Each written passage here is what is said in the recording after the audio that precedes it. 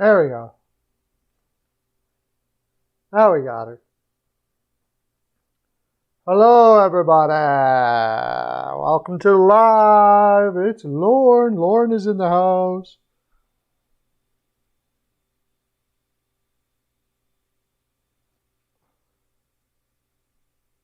How's it going, Lauren? All right, what do we got today? I guess the big news today is Scheifele and Wheeler on COVID. Out tonight against Anaheim. It's on Twitter now. It's all over Twitter. I guess there's been a lot of unrest about the fact that Ehlers hasn't been getting number one minutes. And so on Twitter now, there's a whole bunch of people going on Twitter saying, oh, it took Wheeler and Scheifele to get injured for Ehlers to finally get number one minutes. I never thought about it, but yeah, that's pretty true, actually. I mean, he should be getting first line minutes over Wheeler all day. Why? And Laine had that same issue, except Ehlers just doesn't complain about it.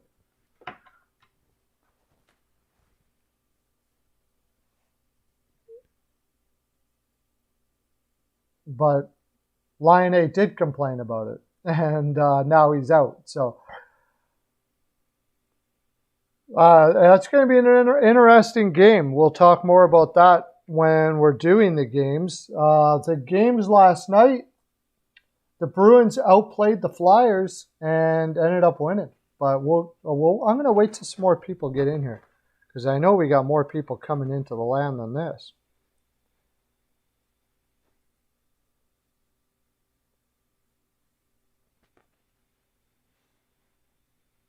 Yarncroc activated by Seattle and Barboulay placed on waivers. Chris Carter and Tristan Jarry placed on COVID protocol. So, and Pittsburgh will just keep on winning. Won't matter. Jack Hughes out with the dislocated shoulder. That sucks. They're playing Washington tonight without Jack Hughes. A Washington team that looks a lot better than I thought they were going to look like.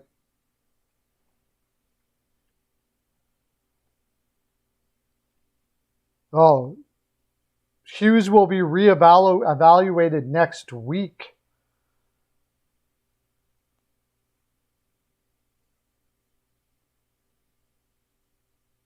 So he's going to be out for at least 7 days.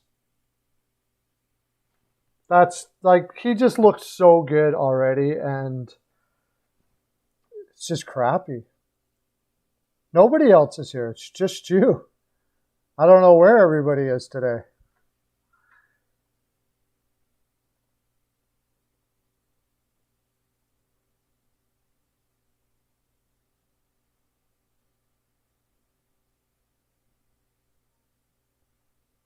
Yeah, it's just you.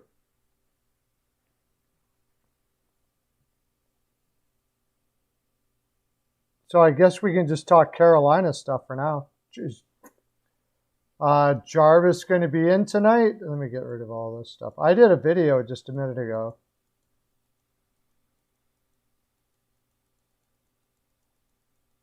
I still don't see Jarvis in tonight.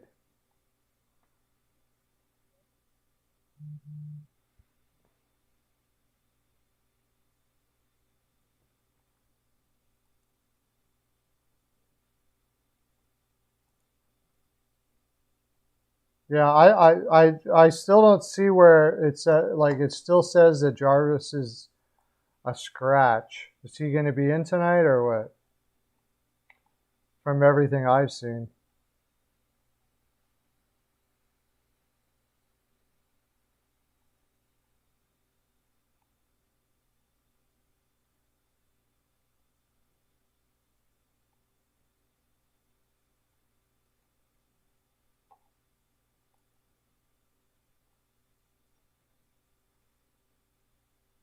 Yeah, still a scratch. I don't know. What's the point of having him in there if you're going to scratch him every game?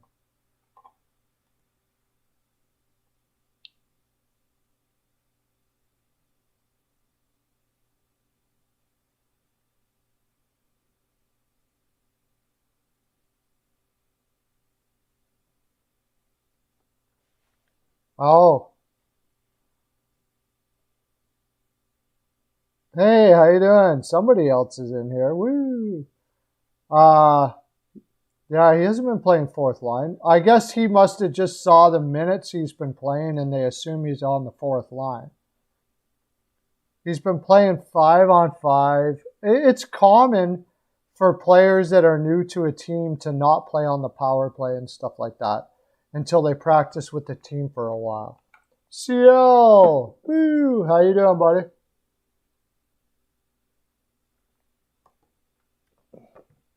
My milkshake's bringing everybody to the thing. This is my protein shake. I worked out late today, so.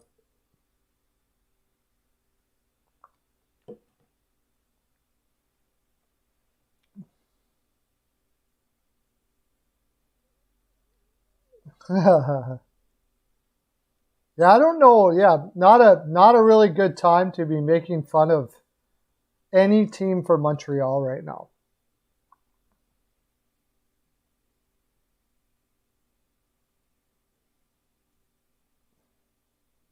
Yeah, he plays. He's super in shape. He's just really bad at defense. Not as bad as Barry, but really bad. But he can skate forever. Like he can skate a marathon and not look tired. No doubt about that. Nothing wrong with his conditioning, that's for sure. He can play for a long time. Oh yeah, he can play forever. No doubt about that. I mean, he's great to have on your team. I'm not sure 9 whatever. Did Chicago outplay the Islanders on that game? I didn't see that. All I know is every time I've watched Chicago play, Seth Jones has looked absolutely horrible. But besides that, I didn't, because they were down. I figured the Islanders were going to win that game because it was boring as hell to watch. Whenever the Islanders are playing a game and it's boring to watch, you can pretty much be assured they're going to win it.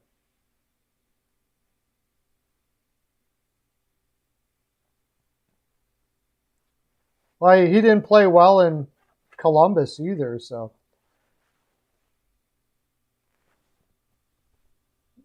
I don't know what I saw. I honestly have to say I didn't really watch much on that game. I know he's never going to be a great defensive player anyways, but he's been absolutely horrible. Can't be horrible. I'm sure, give him a couple games to turn it around, but it just doesn't look good when you played poorly defensively for the last 2 years and then you go on to the team that traded a lot for you and you play horribly the first couple of games. It makes people kind of wonder. But the good news is I talked to Chicago Blackout. I talked, if you go on Facebook groups, they think he's playing great. So as long as people think he's playing great, I guess it's okay.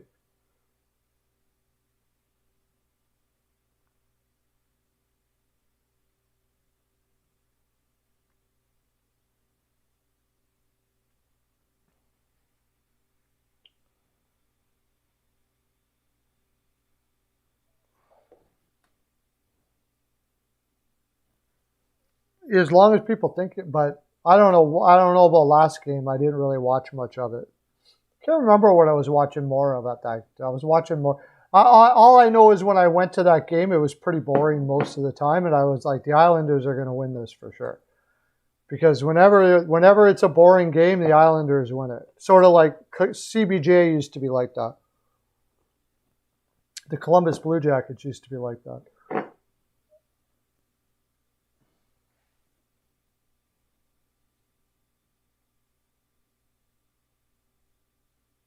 Oh, yeah. I wouldn't doubt if he gets 60, 70 points on Chicago. They got to get the problem with Chicago right now, you can't really say because Kirby Dach and Taves haven't, they haven't played. They didn't play really all year last year. So they got to get, it's going to take a bit for them to get going.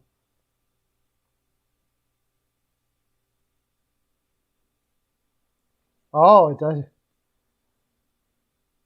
He does football and hockey. There's a couple of guys that do baseball and hockey.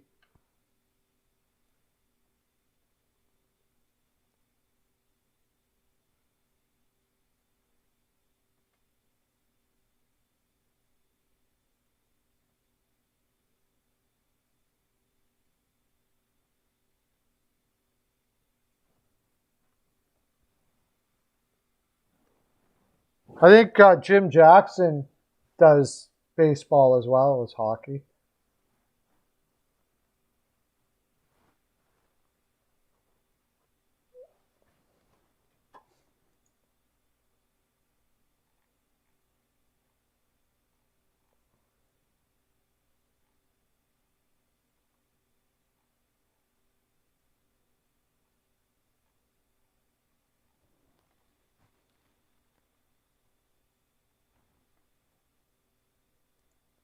I don't know who Pittsburgh plays next, but it looks like they're going to be without Jari. And who was it? And they're going to win, almost for sure. It almost seems like with Pittsburgh, they're a better team when they have injuries. They actually get better. Jeff Carter. So who's their number one center now?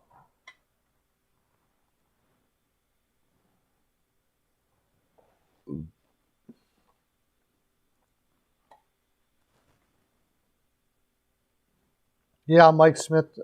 Good thing Koskinen looked not too bad.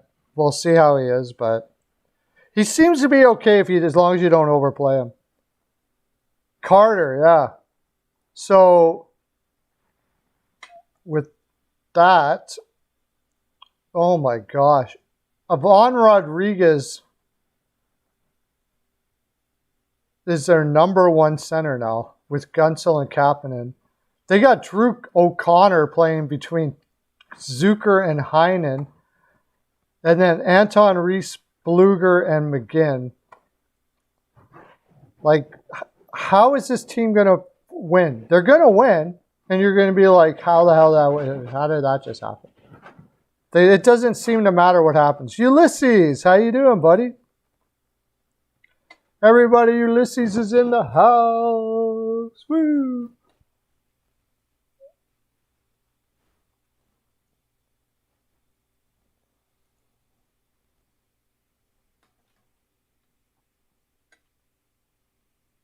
No, they totally defy logic. Absolutely no doubt about it. The Pittsburgh Penguins have a system, and I don't know, there's a deep-rooted inner something in that team that just doesn't give up at all. It's got to be like the effect of the Crosby effect or something. I don't know. But that team, it doesn't matter who gets injured or what happens, they're always in it.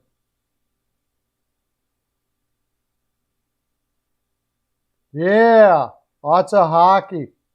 Me too, buddy. I've been watching so much hockey, it's insane. Lots of games on tonight. We're going to get to those in our predictions for sure. And we'll get to we have our two games from the night before. But yeah, Pittsburgh Penguins are ridiculous. Like, it just doesn't make any sense at all. It doesn't matter what their roster looks like, they win. And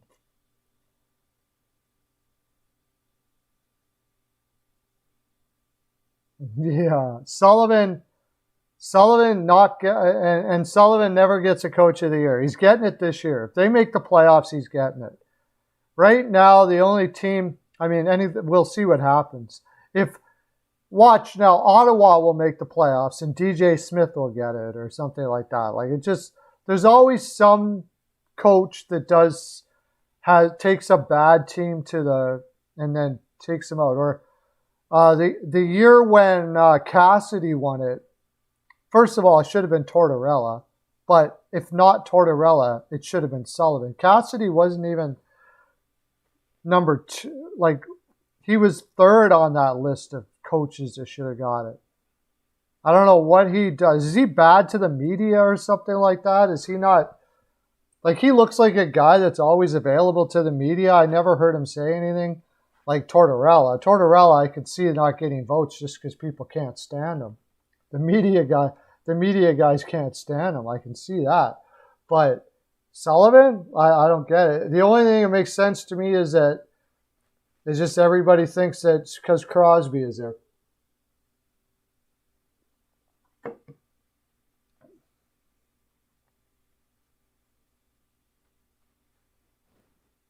All right, I've finished my protein shake. I'm going to share this out, and then we're going to get to our games from last night and then do our picks.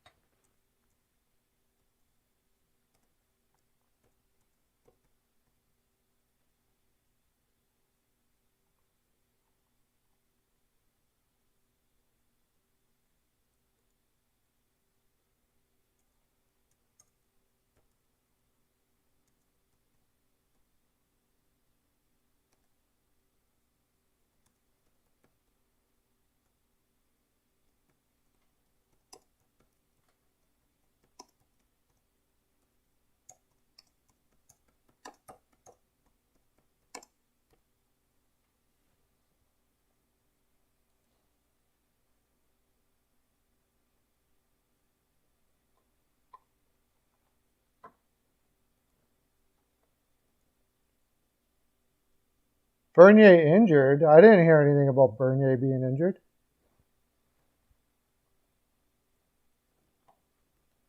Oh, yeah, or did I?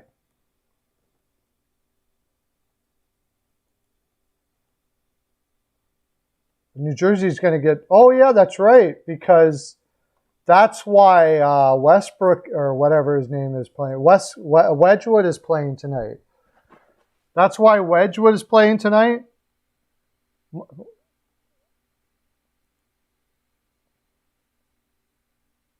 That's horrible for New Jersey. They lose...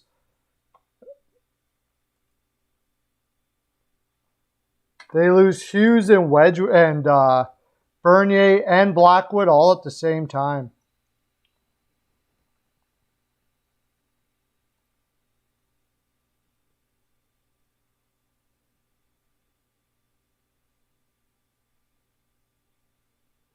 All right, New Jersey. Let me see that.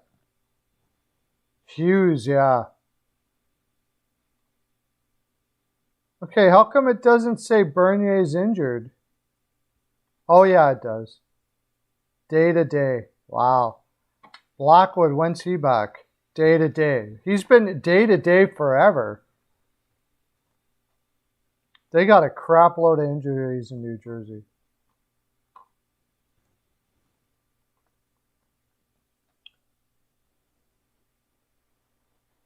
Yeah, I guess this makes sense because,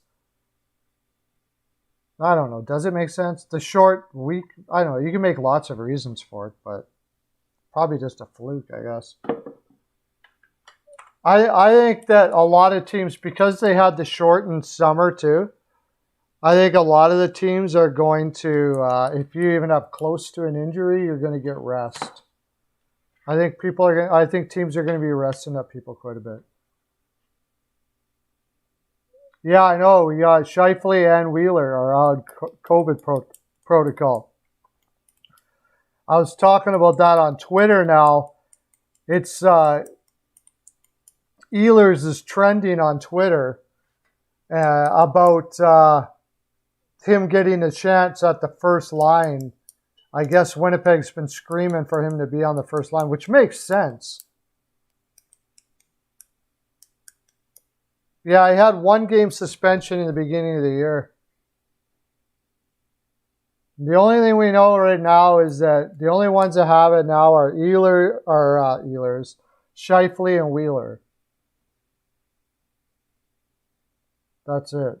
There was. I remember last night before I went to bed, I heard on Sirius Radio that there was talk that there could be more, but those are the only ones as of right now. So COVID is rearing its ugly head still all over the place. Okay, let's look at the games from last night. I was on Slapshot Sweethearts last night with for the Boston Bruins Philadelphia Flyers game.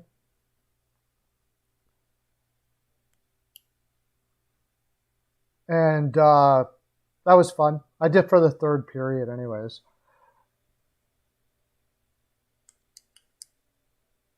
Binnington got it too?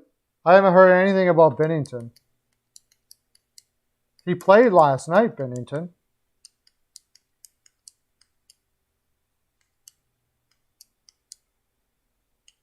Apparently, yeah. Yeah, COVID, I mean, just like a flu shot, a COVID shot's not going to stop you from getting COVID. People will still get flus even though they get the shot. It's still going to happen. It just is not going to be as devastating. If people didn't take, this is the theory, I'm not saying it's right or not right or believe in it or whatever.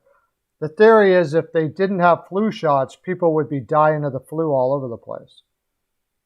It's not a case of not getting it as much as it doesn't kick your butt as much as it did before, as it would have.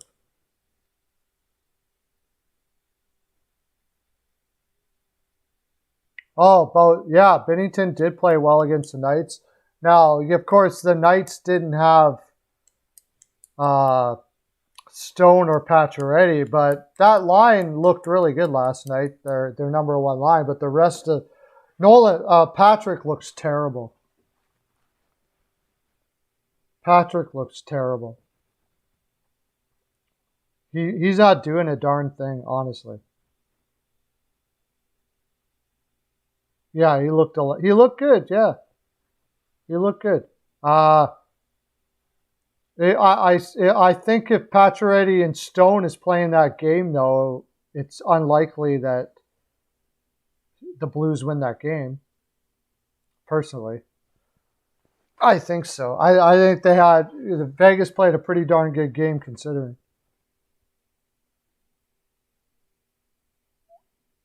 No, he's not giving him anything. He's looking terrible.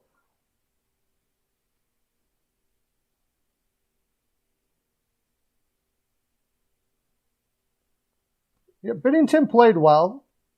Most of the shots were fairly easy for him to play. Now, St. Louis's defense is not good. But yeah, Binnington did play well.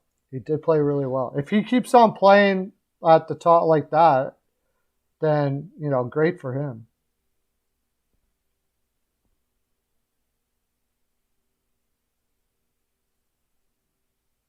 No, it's nothing out of the ordinary. Wow, we change the scenery and all that. The idea was that he would be better in Vegas, but he hasn't been.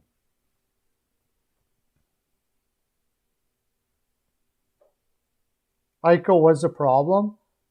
I think there was an energy problem. I think if Eichel was there, they would be way better. But there was an energy problem there for sure.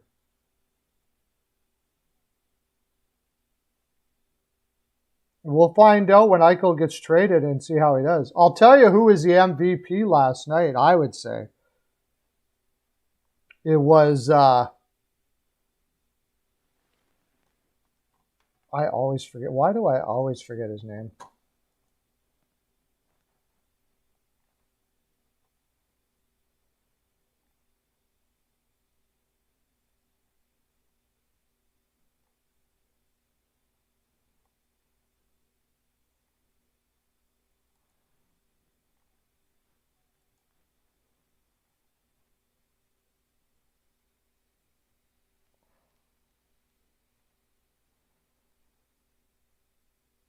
Tarasenko.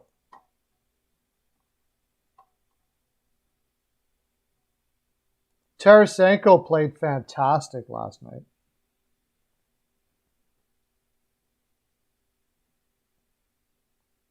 I think you could keep him in.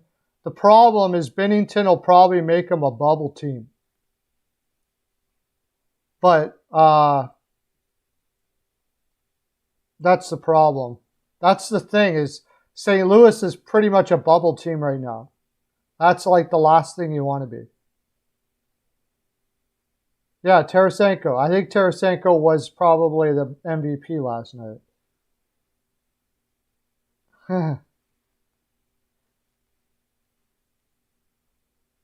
By the way, everybody knows Projo. He's putting out content like crazy there. Sports Fanatic News. Go check it out. He missed the net twice, yeah.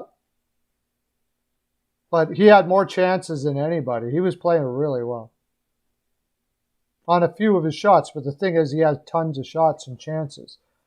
Give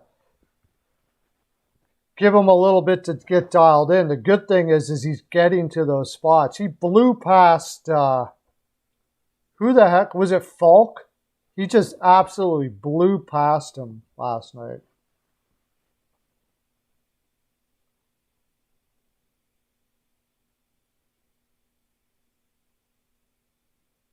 Kyrou has looked bigger, stronger. Yeah, for sure. I agree.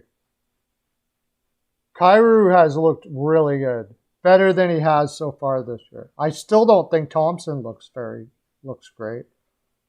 But he looks better than he did at the end of last year. He could have been hurting at the end of last year too, I guess.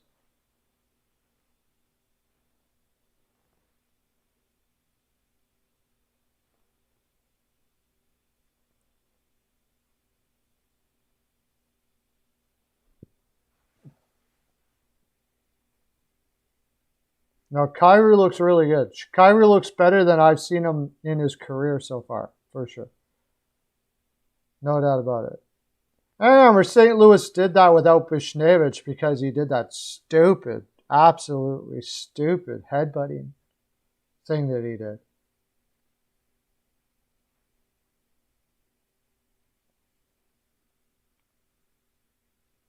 We're supposed to be talking Bruins Flyers. Okay, we'll go back to this game.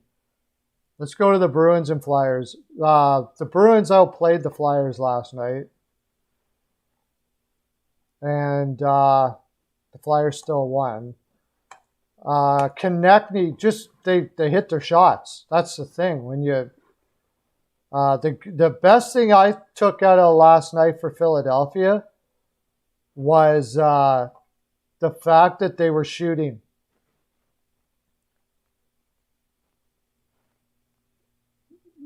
They got outshot 40-25, but they hit their shots. That's it.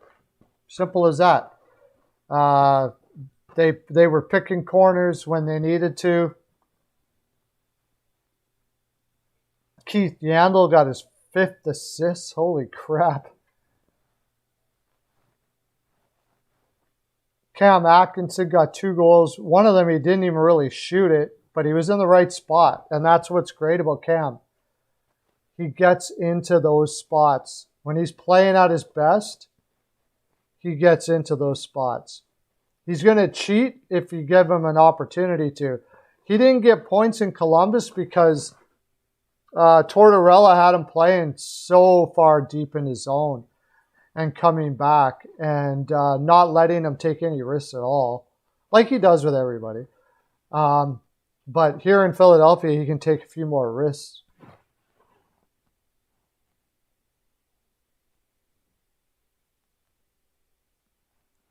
Yeah. Yeah, Joe, I don't know what that is. I think it was a building confidence, showing your goaltender you got confidence in him thing. That's what I think that Jones in net is. AB has a tendency to do that with his backups. He plays him in spots where he says, I have confidence in you. Can't build confidence without giving confidence. So if Carter goes down or has it rough, he wants to have a backup there that believes that the coach believes in him. And I think that's why he did that. So you can't really argue with that. But it's so early in the season as a fan, I just don't want to take that risk. But as a coach, I kind of get it. Taylor Hall had a sweet little top-hand corner goal last night. But the Boston's defense was horrible last night, coughing up the puck all over the place.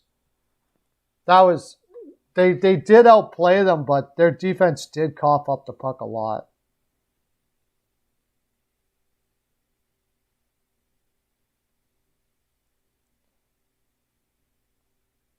No, I think he's saying that putting Jones in was a bad idea.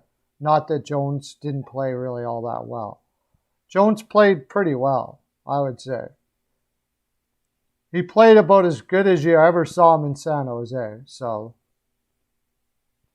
and you got to remember, you got a goalie coach there, a new goalie coach there, who played with who helped Jones when he was in the AHL.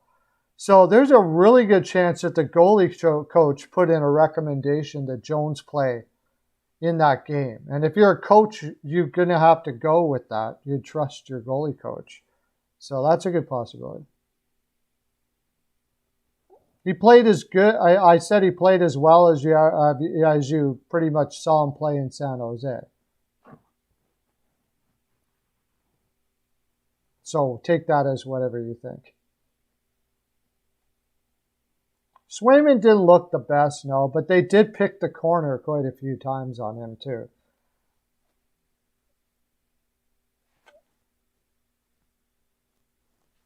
Yeah, exactly. I think that's it, too.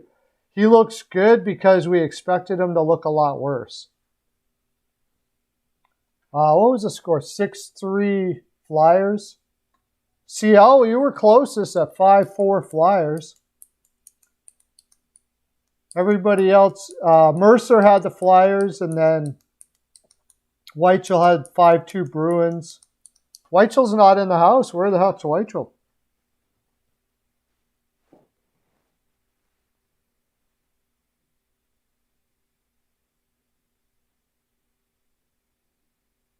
Yeah, they could be. I want to see Risto and them play a little bit more before I put my money on that, that's for sure, about the Flyers being a playoff team. But the good thing was they were shooting more.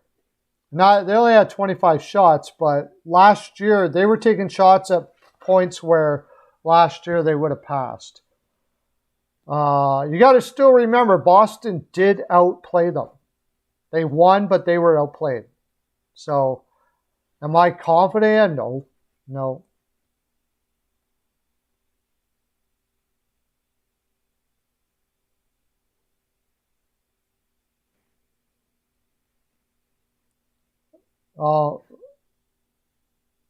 Why would Ransom play tonight? Let's see what they have here.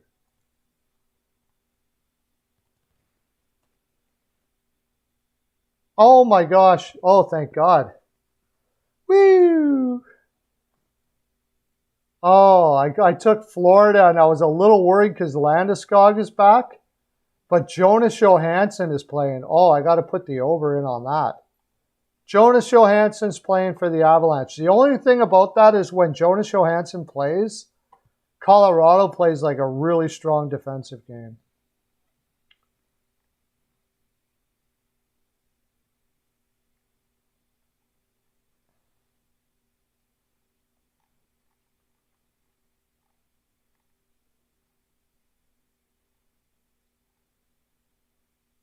No, it says Frederik Andersen is likely.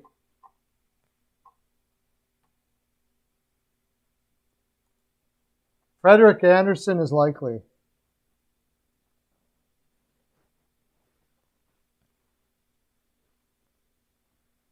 Yeah, that's right. That's true. Yeah, that was the big thing I got from that last night was, you had more of a shooter's mentality out there for Philadelphia. And I love, so far, I really love what I've seen from Konechny too. Konechny has probably been close to the best player on the ice besides maybe Ellis. Konechny has played really, really well to start the season.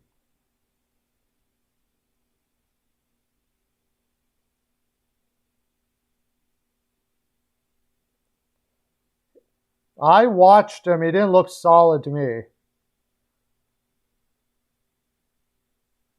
He didn't look solid to me. He looked pretty shaky, actually. I don't know what his stats are. I think the stats just show. What I'm concerned about is if he's in and Kemper hasn't played well the last 2 games, that leads me to believe he still hasn't gotten over those hip or growing injuries that he had. And if that's the case, Colorado's in trouble.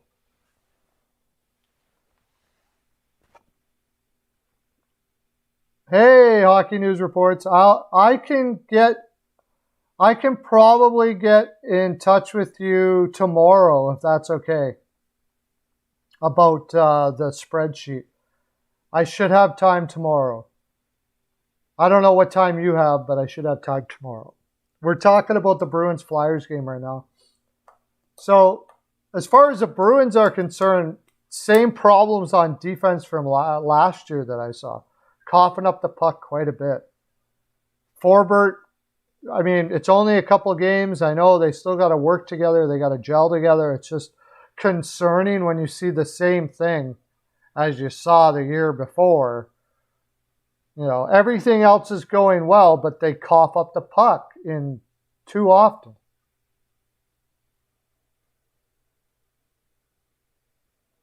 Yeah, I love Kemper too. I thought he could be in for the Vezina this year, but when you see him struggle like he did, and then all of a sudden they put in Johansson, I don't know.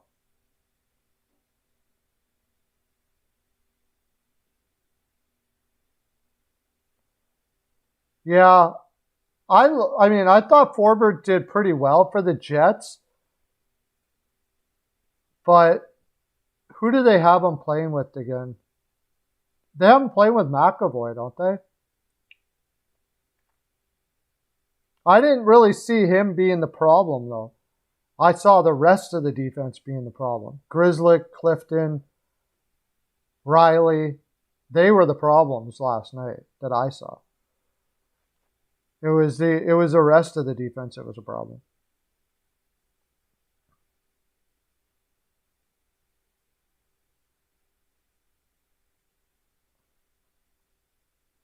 Knack has been off? Okay. Well, you'll be in trouble when Allison and them come back then.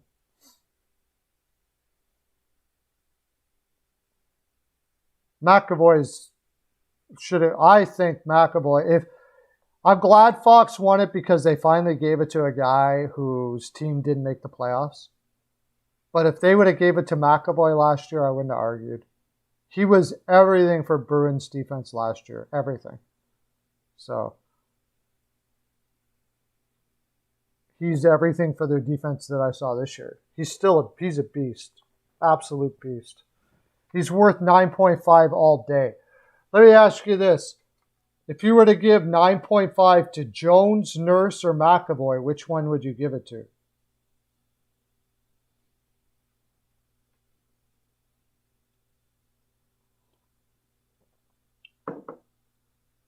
I'm actually asking that, so let me know. I just did a video, by the way. It's like an hour long. I did like my first thoughts from it was only half the league. I don't know. I must have rambled on like crazy there.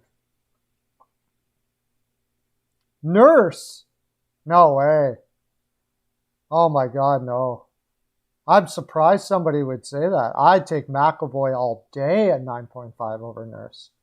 McAvoy's way better defensively than Nurse is. And isn't that far off offensively. Nah, I would take McAvoy all day. Personally, I think he is anyways, personally. Charlie, you take McAvoy all day? Yeah.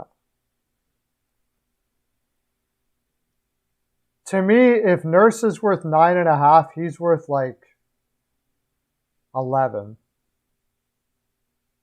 10, 10.5.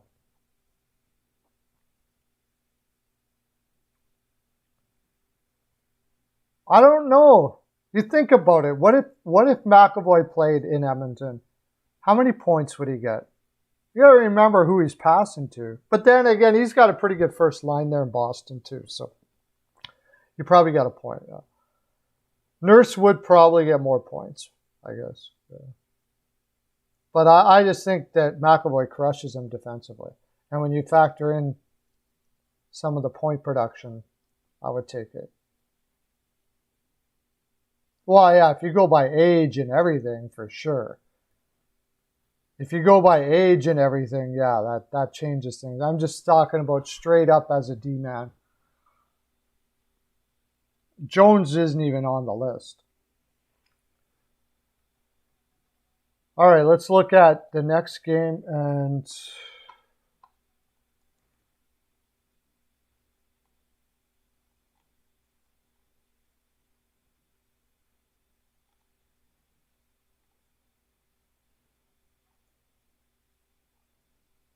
the Blues and Golden Knights.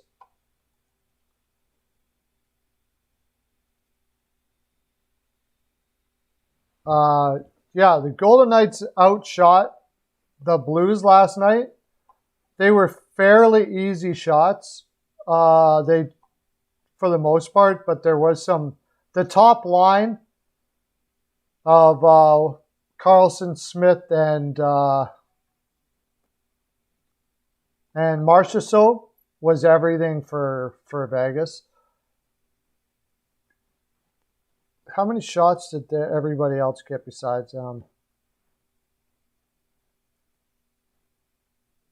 Kolasar? It's funny.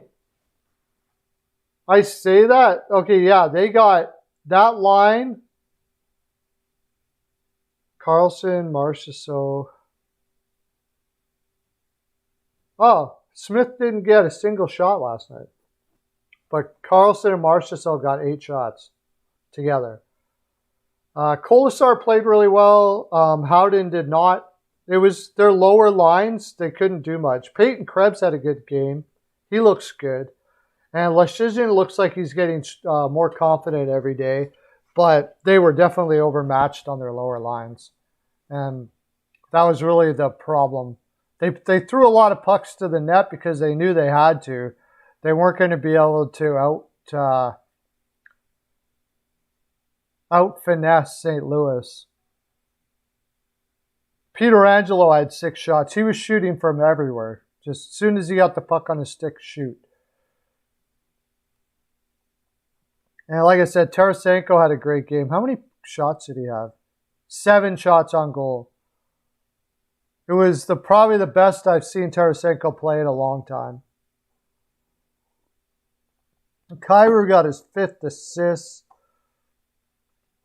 Tim Thomas actually still has 3 assists so far this year. It's funny because I never really noticed him all that much on the ice.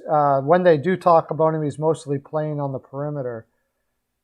He's not playing the way I thought Tim Thomas was going to play.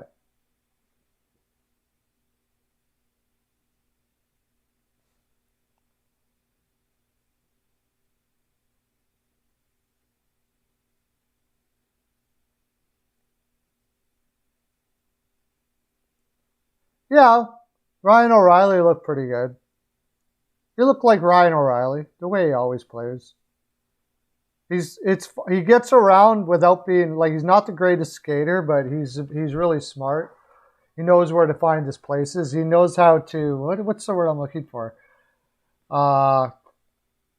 Compact his game, so he doesn't do too.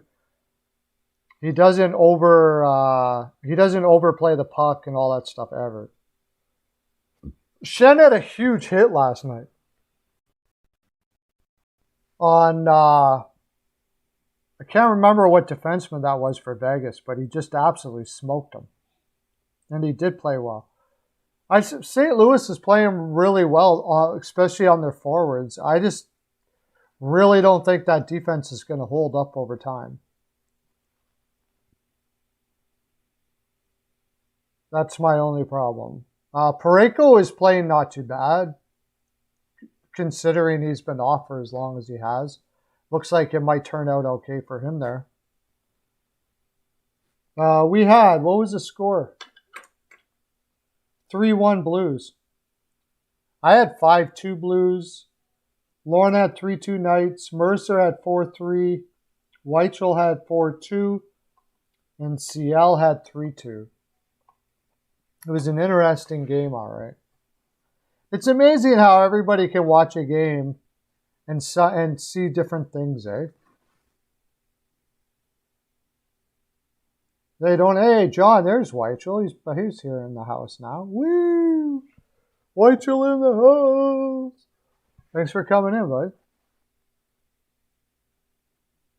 Mark Scheifele or Wheeler, yeah. That's the big news of the day so far. No Scheifele, no Wheeler.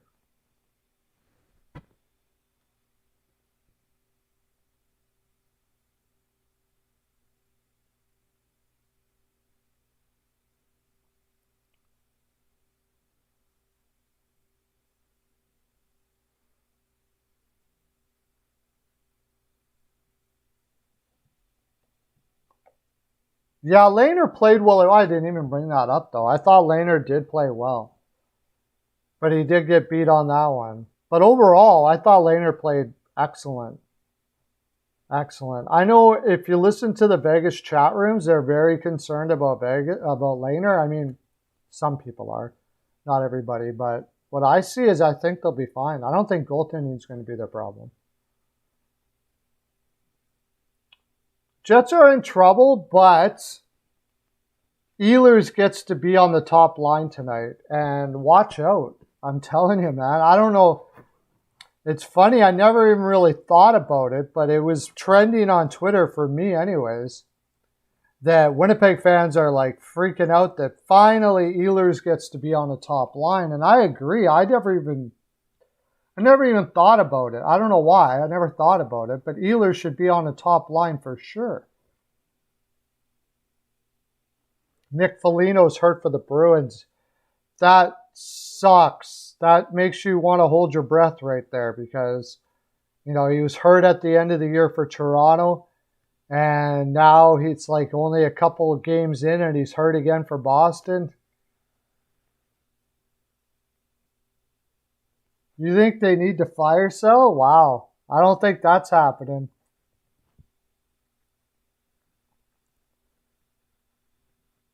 Wheeler, you could make a really good case that it's time to trade Wheeler, though. They got Ehlers there. They don't need Wheeler anymore. The problem is Scheifele and Wheeler are so tight. That's the problem. And Winnipeg is always like afraid to lose people because you can't get people to go to Winnipeg. So they're always trying to make their players happy. And Scheifele always wants to play with Wheeler. That was what Lione's complaint was. Whining or whatever, if you want to call it whining.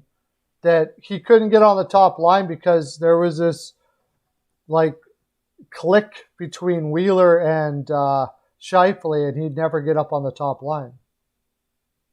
Hollebuck is not playing that great. The defense for Winnipeg is just figuring stuff out too. So, you know, they added 2 guys to their top 6 last year who play totally different styles. Dylan, and I had my reservations about what's his name?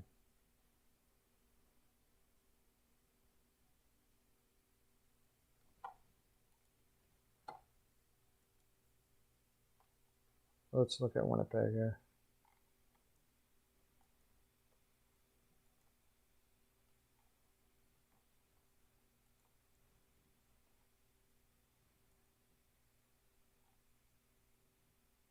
Nate Schmidt. I had my reservations about Nate Schmidt, and I don't think he's looked good so far.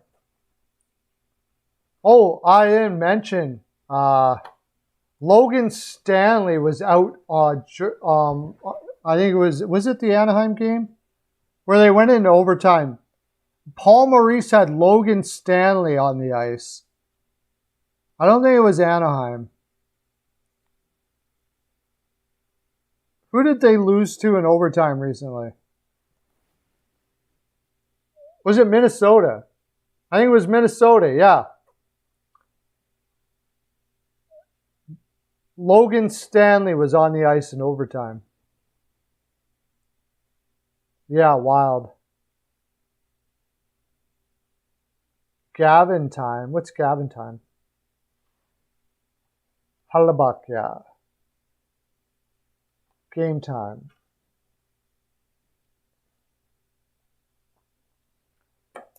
Okay. We got lots of games coming up, so we're going to do our predictions for each game and talk about each game.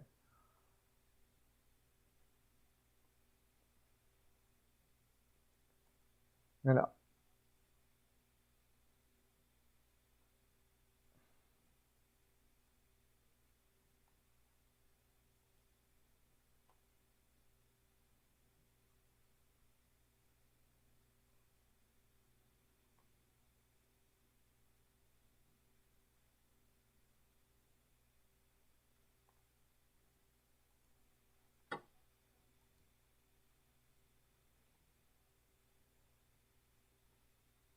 All right. How many games do we got? 1, 2, 3, 4, 5, 6, 7, 8, 9, 10. 10 games?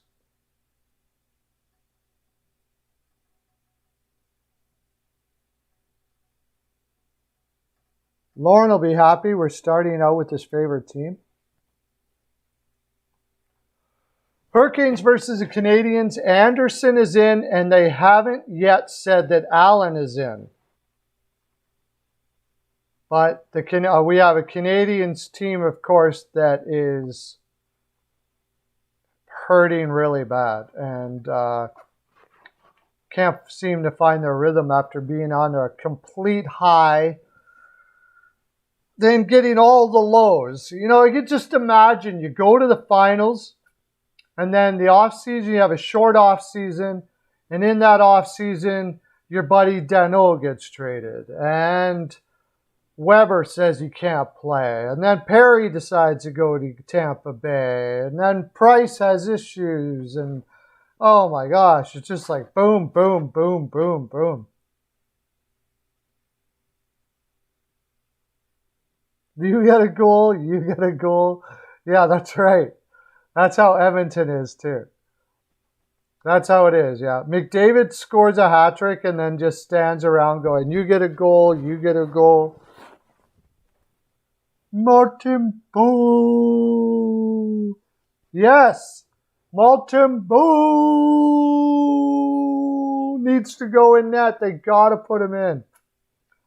Oh, please, please, please put him in. That would be freaking awesome. First of all, I want the Hurricanes to win hardcore tonight, so that would help that. And then I get to say Martin Boo over and over and over again. Okay, Weichel has 5-0 Canes. What is today anyways? Is today Thursday? Or today Wednesday? Today's Thursday, isn't it? Yeah.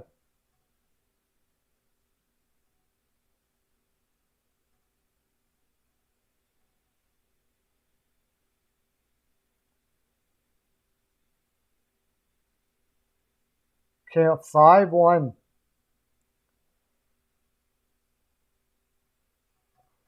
5-1 Canes. If anybody's new here, we're just talking about the game and we're giving scores and stuff like that. Mercer 3-2. You think it's going to be a close one, do you, Mercer? I personally think that if it's that close, then Montreal wins. I don't like Montreal's defense since they picked up Savard and they lost Weber and they don't have Edmondson in their defense anymore. That's for sure.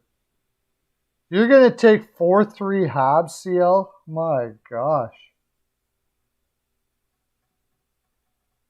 That would be unbelievable if you hit that.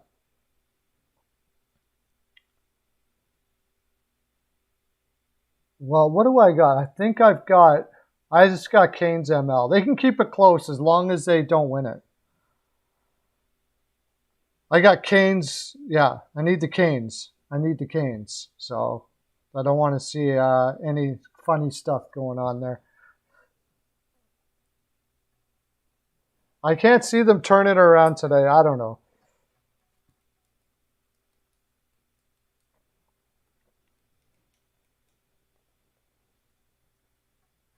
Yeah.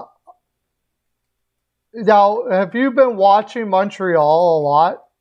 Because they've been so many blowouts, I've been watching other teams. Has Dvorak looked okay in Montreal or what? Like, everybody's talking about how Kokaniemi's doing in Carolina. But I haven't heard one person talk about how Dvorak is doing in Montreal. Stats-wise, he's about average. I mean, the team's doing terrible, but how much is that to do with Dvorak?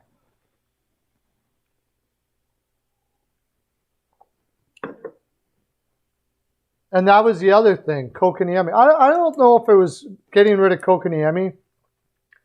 It was just all the things. Losing Weber, losing Danault, then Price, then the Kokaniemi situation. Like, you're on such a complete high, and then everything's like, poof. It's almost like it's more of a downer because there was such a high to begin with. And you want to stay on that high and, feel the experience of making it to the finals. And then it wasn't really a high because they didn't actually win. So it's been an emotional roller coaster, mostly on the downside. Losing Perry, yeah. All of that stuff. I think the Canes win it. If it's Malton Bowl, then I like it like 5-2.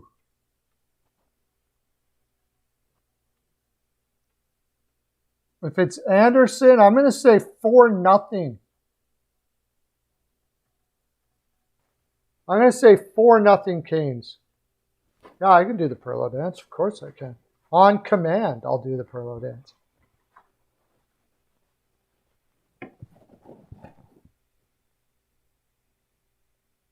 If you can't beat them, join them, yeah.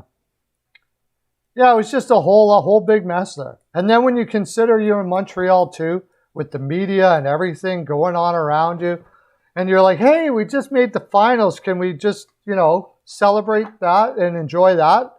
And no. No, you can't, because now you're going to suck. And you just keep on going, oh my gosh. I came over here, we got a finals, and now we're going to suck. What's GHG? Okay, next game. Wait a second. I always say that I'm going to look. I got to look up. Let's look up how the lineups are going to look. Well, let's gloat about the Canes lineup a little bit before we take off here. We got to gloat about the Canes lineup. I mean, it is such a pretty looking lineup. It's crazy.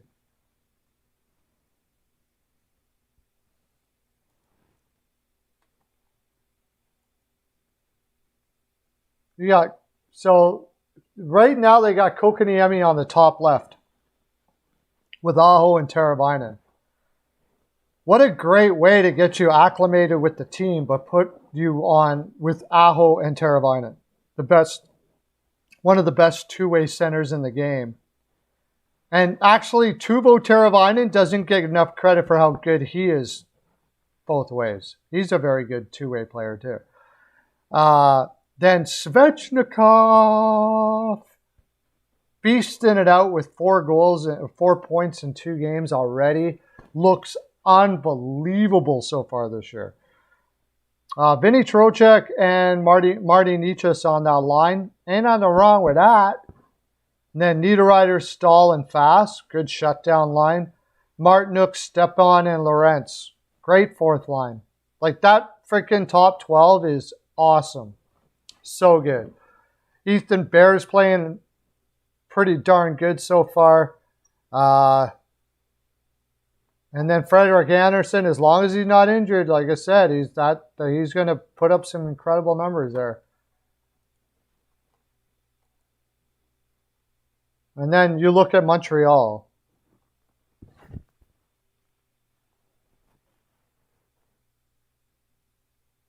Yeah.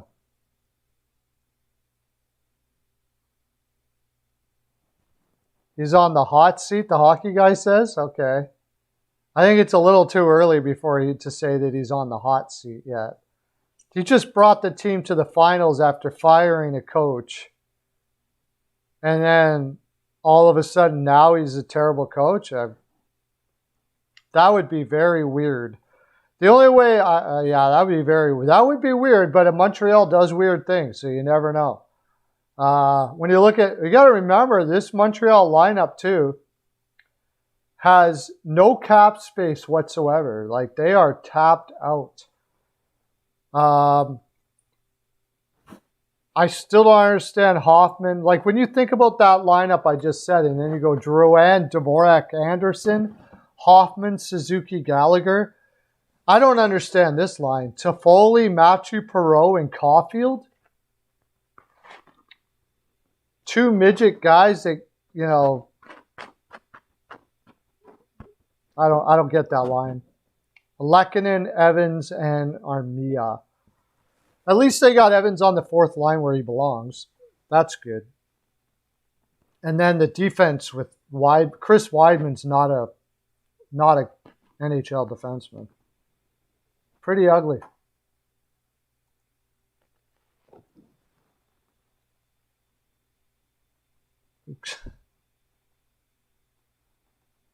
Oh.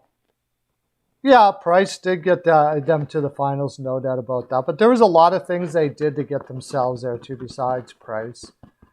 They did lightning in a bottle. That's what it was. Yeah. It's not something that's going to keep on happening, I don't think. Anyways, next game. Sharks versus Senators. And we haven't even talked about this yet. Kachuk's first game back. Why did he have to have 2 games off after signing that contract? I don't know. Oh, Kopitar. Yeah, I figured Kopitar is going to go off this year with Danault there. Once he gets the opportunity to play offense rather than taking on the responsibility of being the Selke guy every year, he's going to do pretty darn good. Lawrence going with the Sharks.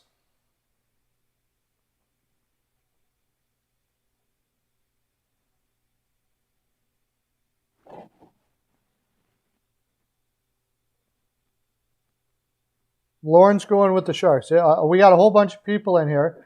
If you're here, we're talking about the games, and we're giving out picks for each game. We're on Ottawa, San Jose. Just tell us who you think is going to win and what the score is going to be. And just talk whatever you want. I'll talk about any team, anytime, whatever you want to talk about. We don't need to just do this. Okay, so we got now the reason why I'm not on the Sharks in this game is that James Reimer is in net. And he's a guy that plays too deep in his net. And I think that's going to be very problematic to a team like Ottawa that drives to the net the way they do. Matt Murray, though, is in for Ottawa. That's a huge question mark. Steele, how you doing, buddy? What do you got for us today, Steele? Matt Murray is in. As far as roster is concerned, CL is taking the Sharks too.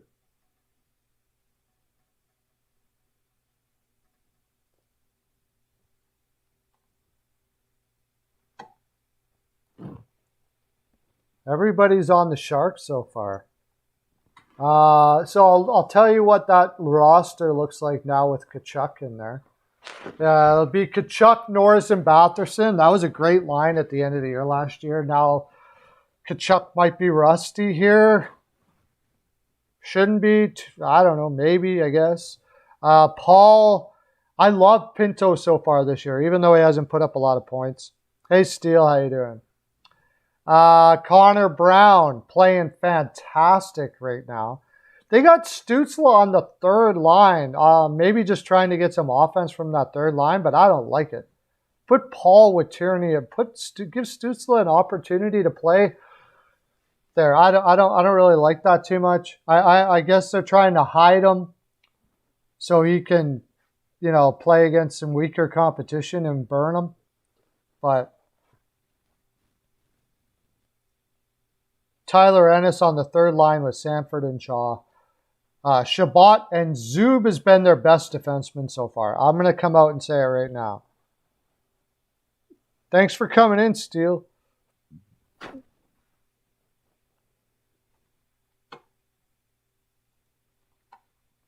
The Sharks, I'll tell you who's looked good for the Sharks. Carlson has looked good. Watch out for the Sharks, man. I was saying in the beginning of the year that I think the Sharks could be trouble this year. I didn't put them, I didn't go with my gut and I put them low, but Carlson has looked really good. And Burns has looked actually really good. Oh, he's got 4 points in 2 games too. I didn't even know that part. So who do we have? Mercer? Do we just have 2?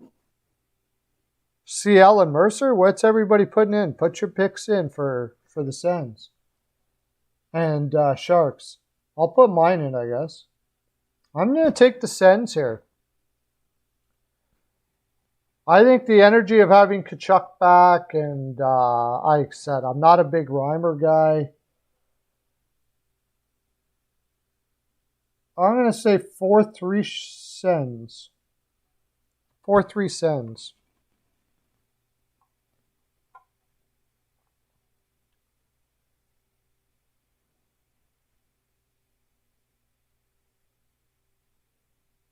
They got, San Jose's got Jacob Middleton on their second pairing with Carlson. It's that defense is still going to burn them. It's got to burn them. I know they got a good energy going right now, but, I mean, that is not a good-looking defense at all. Jonathan Dahlin got 2 goals the last game. His first. He is Ulf Dahlin's son. And, yes, they've done lots of traveling. I thought that for the last game against Montreal, but no. Oh, Mercer's got 4-2 Sens. Okay, Mercer. 4-2 Sens. So we got 2 for the Sens. Where's Weichel? We got lots of people in the chat. Don't be shy. Just put it in there. It doesn't matter if you're wrong or right or whatever. We're just having fun. See who gets it. And it does matter. You get a helmet O Perlo or a Pearls of Wisdom necklace or a Perlo bracelet. It does matter. There's a lot on the line. But 5-2 Senators for Weichel.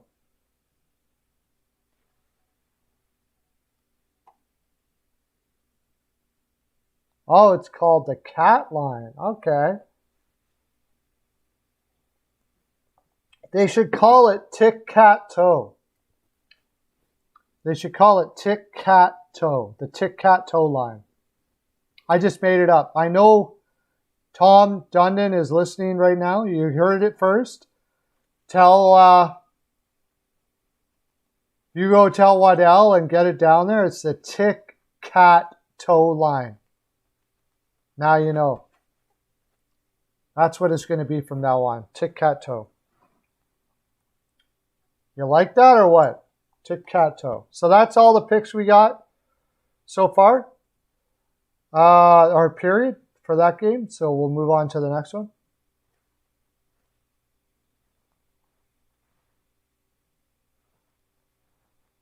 Ooh, big one. Avalanche versus the Panthers. And the Avalanche have Landeskog back, McKinnon back, and the Panthers are the Panthers right now. They just look freaking amazing. But Colorado is going to be playing Johansson. And so that's a thing. And the Florida's playing Bobrovsky.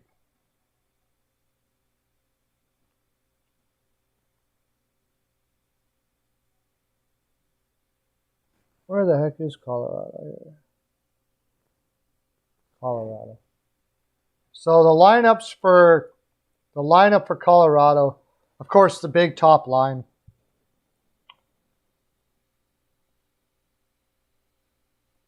Yeah, no, because you saying that because they're putting Bobrovsky in? Hey, Valentino comes in to cheer for his Habs. Thanks for coming in, buddy.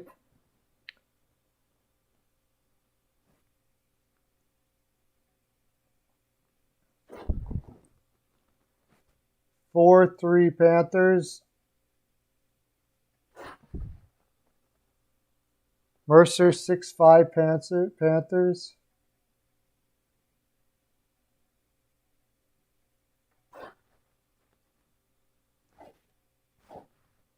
Lauren is taking the Avs because he's mad. He's mad that they're not putting the kid in. That's why. Maltsub is going to be on the second line. The guy they picked up from New Jersey in Graves deal with Kadri and Burakovsky to add some meat on that line. I like that. Interesting move there. And Martin Kaut comes in. They've been grooming him for quite some time now with Comfer and Ranta for a kind of a kid line. Sampu Ranta. Jost back to the fourth line again with Darren Helm playing center. I don't think he's played center for a long time. And Logan O'Connor. He used to be a center in Detroit for a long time until the wheels started falling off. And then, of course, Gerard, Makar, Byram, Johnson, and the Johansson in goal. For Florida,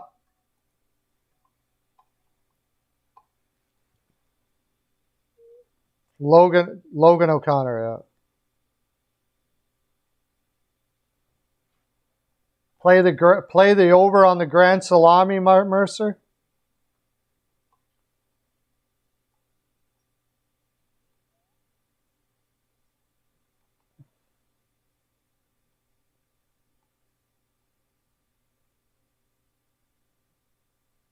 Where's Florida? They should be almost.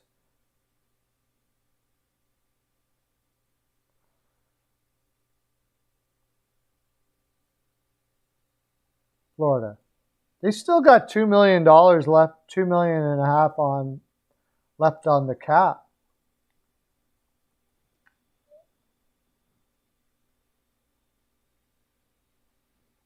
He's been doing pretty well, yeah, for a 20-year-old especially. They're playing, they changed the lineups again. They're going to put Hornquist with Lundell and Reinhart. That's a pretty solid defensive line. Holy crap.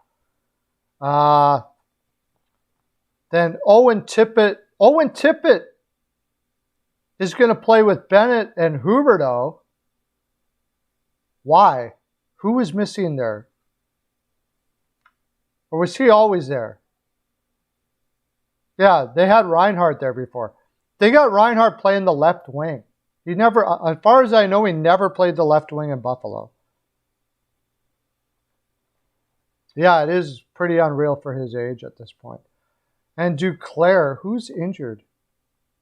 Nobody. Okay. Owen Tippett, Bennett, Huberdeau, and Duclair they got on the top line with Barkov and Verhaeghe. Wow, given the hot hand, Duclair has 3 goals in 3 games. So throw him on the top line, right? You're going to score 3 goals in 3 games? For sure.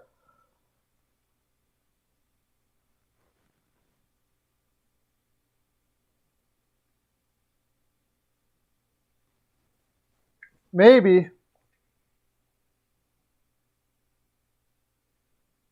Well, he's got 3 goals in 3 games, I guess.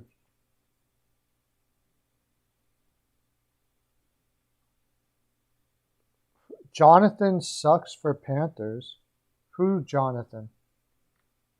You're talking. Were you trying to say? Who were you trying to say?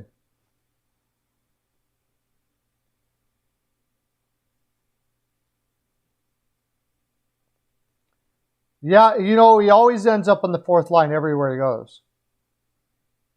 Because I don't know, he's got a lot of speed, but he never seems to click with people. He just wants to take the puck and go to the net, which is okay, but he's out of position a lot. So they end up putting him on. They have a hard time finding a line where he finds chemistry with. It's always been like that. Oh, Meat Fist.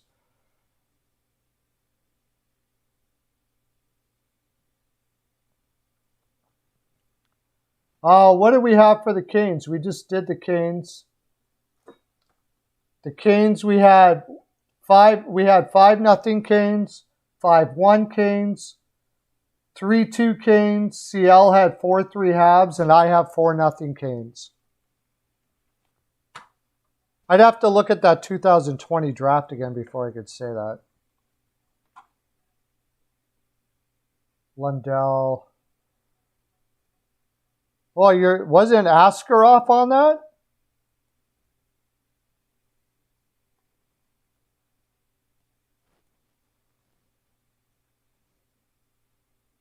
Yeah, I got it. That's what we had. We had 5 people put in picks. We only have 3 picks for this Colorado-Florida game? Oh, you mean forward. Okay.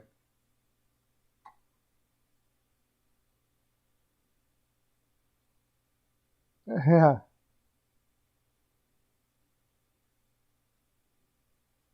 CL's got 5-3 Panthers.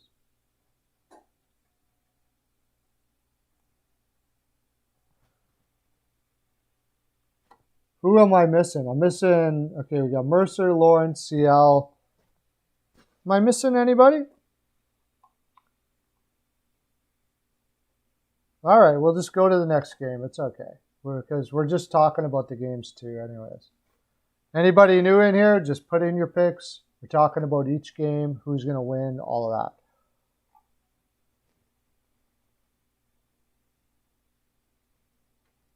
I'm not so sure about that. Spencer Knight might have something to say about that.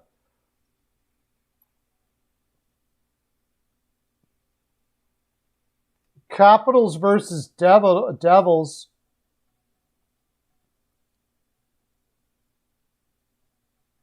Capitals versus Devils, and apparently Bernier's hurt too, so they're going with Wedgwood. What is it? Wedgwood is like always finds a way to get an NHL salary. Like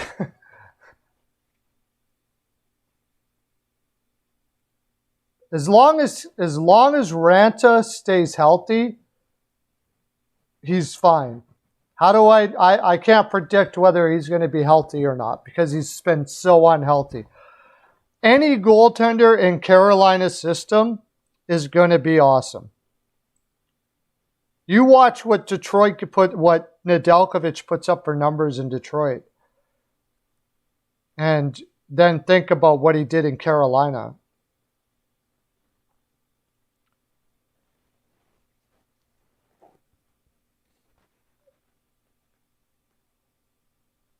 Mercer, Caps 4-1. So no Hughes. No Hughes, by the way. Hughes has got a shoulder injury. He's got a separated shoulder. I did not see who was in net for the Capitals, but it may not matter. It probably doesn't matter all that much, but I'll take a look anyways. I'll redo it. Jake Allen is in for Montreal. No Montembeault. That's too bad. They haven't said who's in for Washington yet. Samsonov played last game. I don't know why he wouldn't play this game.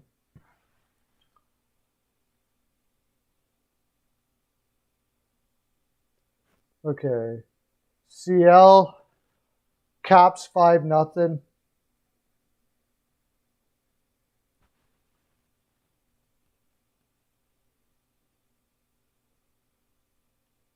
If Ranta would have stayed healthy, he'd be a #1 goaltender somewhere for sure. Ranta's a fantastic goaltender. Even when he was injured, every time he came back from injury, he would be awesome right away. It was just last year in Arizona, it all fell off for him. But before that, it was like he'd be injured, he'd come back the next game, he'd put up a .930.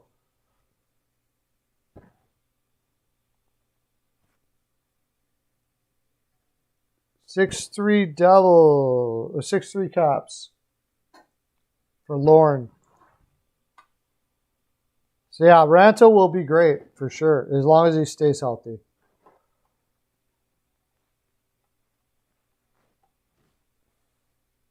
Weichel, 4-1 New Jersey. Wow. Weichel's going off the board here with the Devils pick. With no Hughes, their third string goaltender in net. That would be something else, buddy. Panthers trying to sign Huberdeau. Now that's going to be expensive. I don't know. We'll see what Huberdeau takes. Barkov already took a cut, so he's got to be kicking himself there.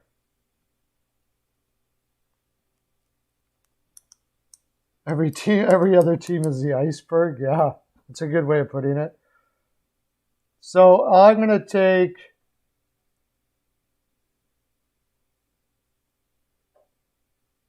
Caps 5. I'm going to take 5-2 Caps.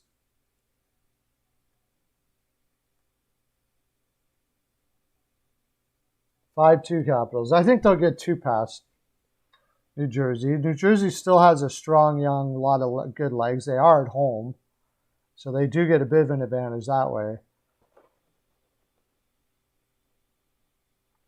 Oh yeah, $8 million for sure. On the open market, he would get 9 to 9.5. 9 to 9.5 a year. Just imagine if Huberdeau went on the open market. My gosh, there would be every team would be scrambling. Anybody with cap space would be scrambling for him. Ottawa, Detroit, everybody would be scrambling for him for sure. He would definitely bring in 9.5 on the open market. Guys like Huberdeau are like so hard to find. Players like him.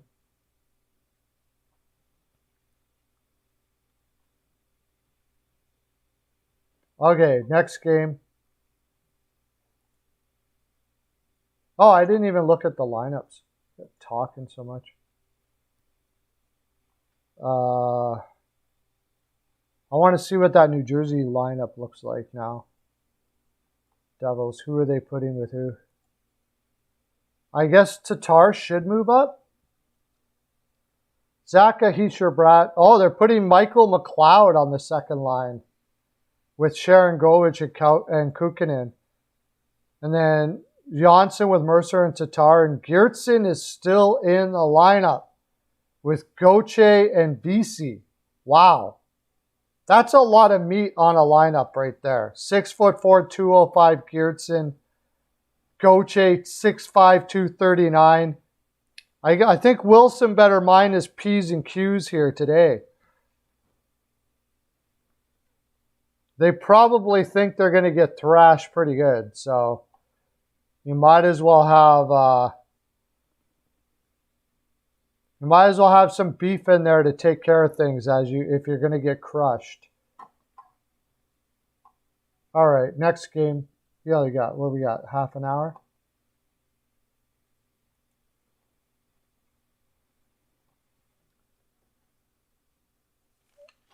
Islanders versus Blue Jackets. Islanders on their marathon road trip.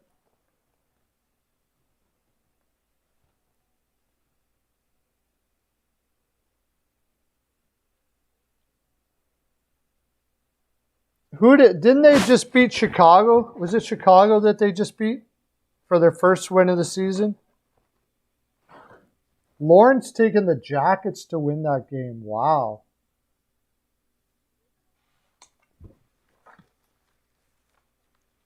It's Sorokin versus Merzlikins.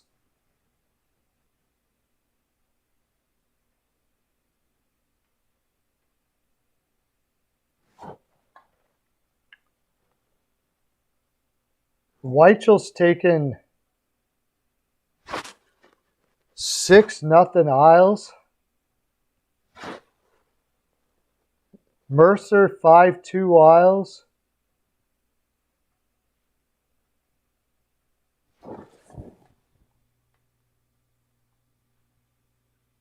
Yeah, it's Merzlikins versus Sorokin. Sorokin finally did look good. That was probably they had to take a deep breath on that one.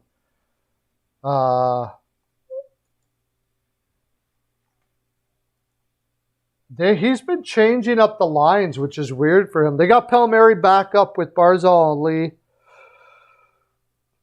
Beauvillier, Nelson, and Bailey. And this has got Gabriel Pajot as a scratch.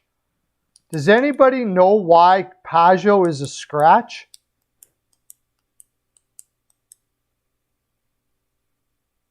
That's weird. CL is taking CBJ. Wow.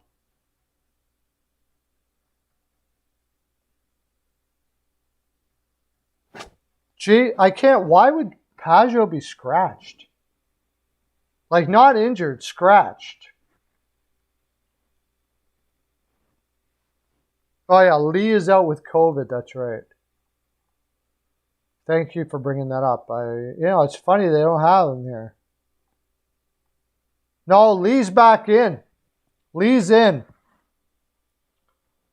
They have Lee in.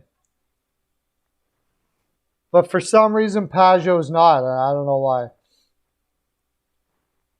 They got Parise playing center for in Pajot's spot. With Bellows and Wahlstrom. That is a weird line.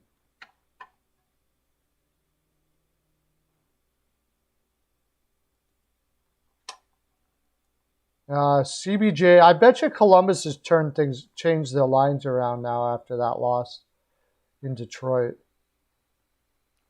Not really. Check out this line. Alexander Tessier with Cole Sillinger and Yegor Shinnikov. All of them are under 22 years old.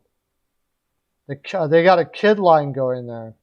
Then Robinson comes in with Corrali and Hoffman. Gregory Hoffman, they keep on playing him. I don't know. He didn't look too special to me, but that lineup, Merzlikins better be low. I'm going to take Islanders here.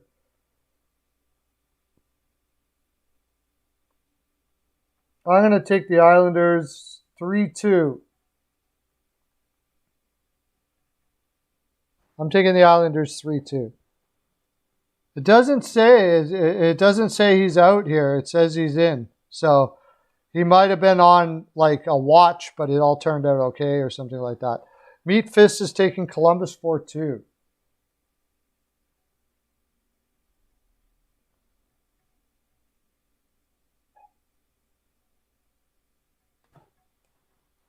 All right, let's get to our next game then.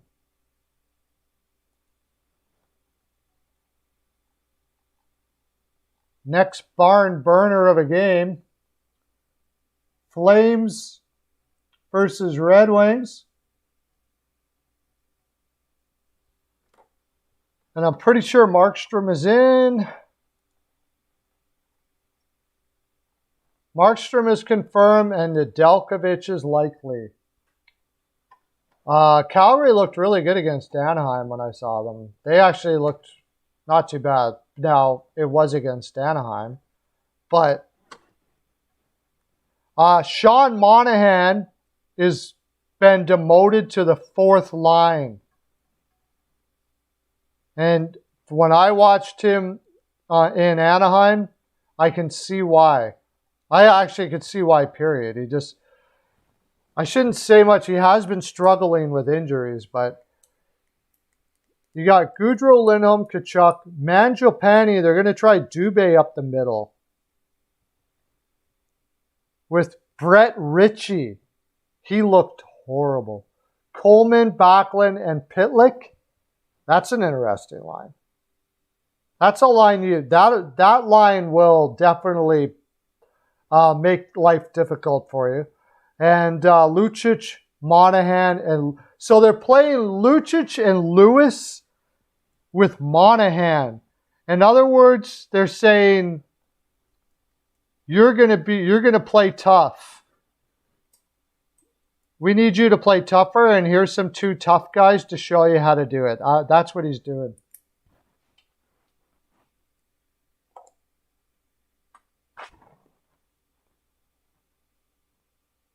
Feels like a jacket night tonight? Okay. Mercer. 3-2 Flames. Lauren 4-3 Wings.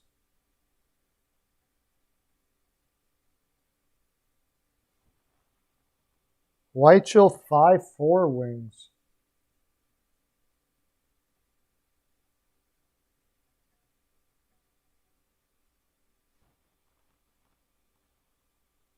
Did I miss anybody? I'm going to say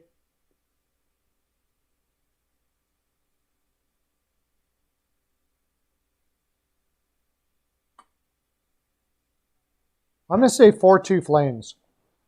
CL 3-1 Detroit.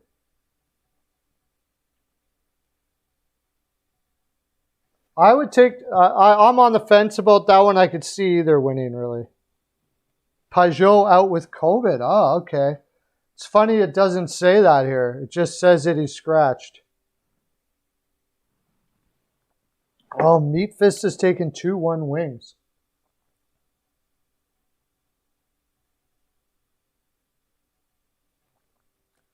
Let's check out the lineups. We got... I was just looking at those today when I was doing my video.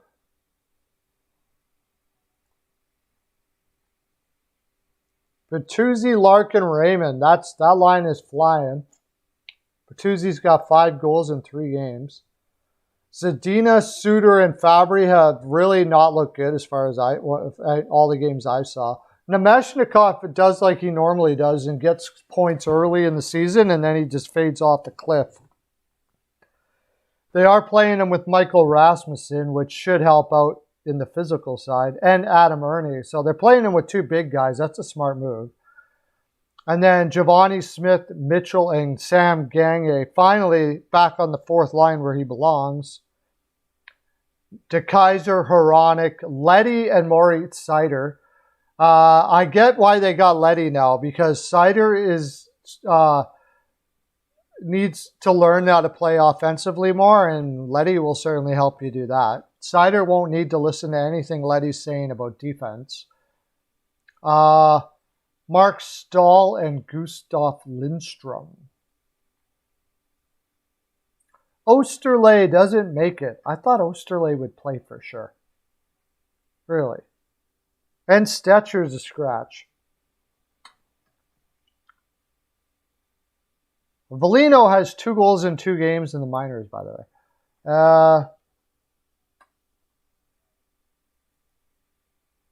All right. Next game. Yeah, Lucas Raymond is playing good so far. We'll see how he holds up over time. Rangers versus Predators. And the Predators have been playing absolutely fantastic as of late. I have not checked. It's just Sturkin is in net and Saros is in net. So a goaltending battle to be sure. I would say.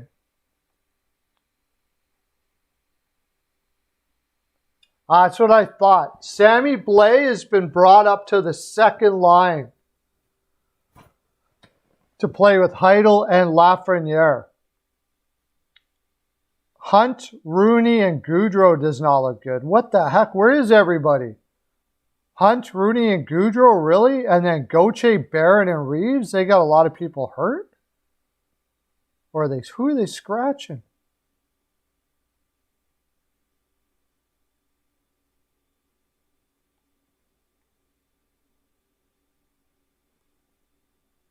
Who's missing here? Oh, Kako, right.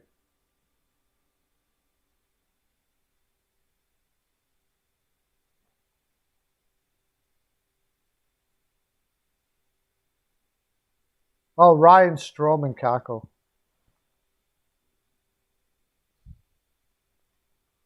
Perlo gets claimed by the Habs.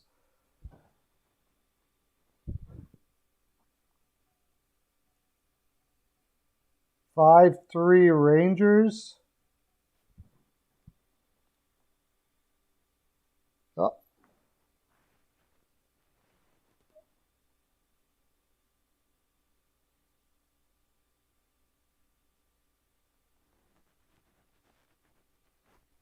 Whitechell 3-0 Rangers.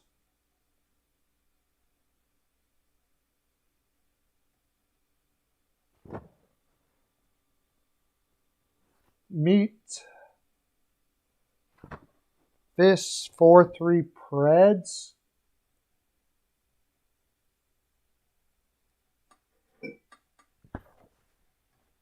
And Lorne 4-2, 2-1 Preds.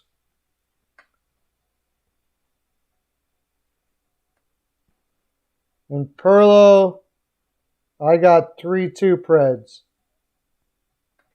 I think the Preds are playing freaking awesome right now.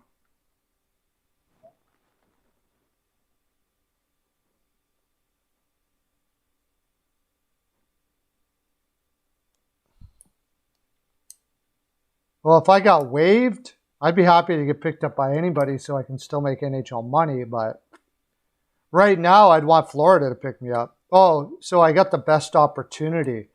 Because if I got picked up by Florida, then I might not have the best opportunity. If I'm waived, I probably would want to go on. I'd probably want to get picked up by that Buffalo team now. You can find a spot, get yourself set in the lineup so they can build and they look like they have a better energy now. Maybe that's who I would take. CL 4-1 Preds.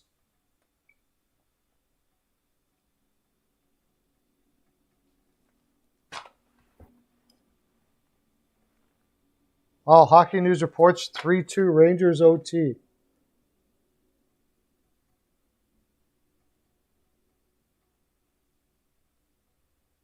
Oh, we got lots of people in on that one. Okay, next. Ducks versus the Jets. And, of course, we have all the drama here. No Scheifele, no Wheeler. Goaltending is Hollebuck versus Gibson.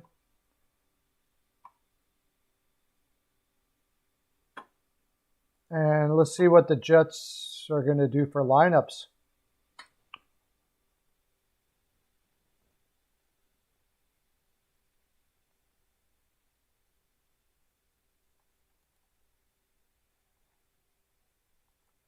Dubois, the #1 center? No. They do not put Dubois as number one center. They put Andrew Kopp with Stastny and Ehlers. Then Kyle Connor with Dubois and Svechnikov. Svechnikov's getting top six there, Lauren.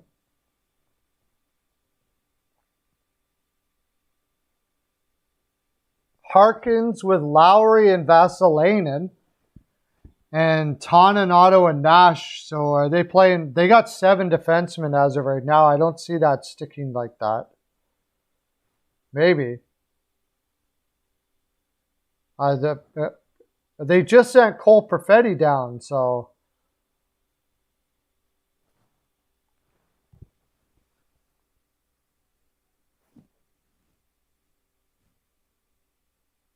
Jets fire cell.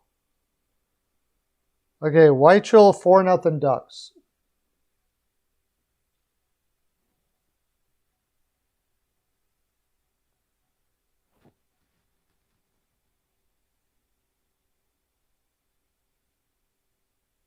H&R 3-1 Ducks.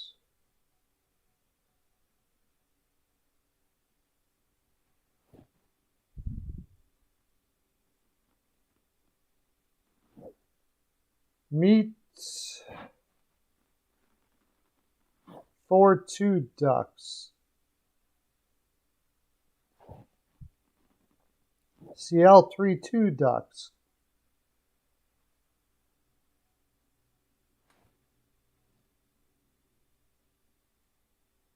I don't know. You don't see him much. He only plays like 6 minutes.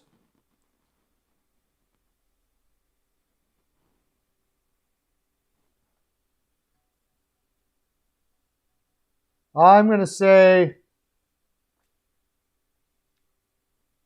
2-1 Ducks. I think it'll be a low-scoring game. Mercer 5-1 Ducks. Holy crap. I guess that would be because Hellebuyck hasn't been playing all that great. But I still think Hellebuyck's going to turn it around tonight a little bit. But I like the Ducks tonight too. Everybody likes the Ducks.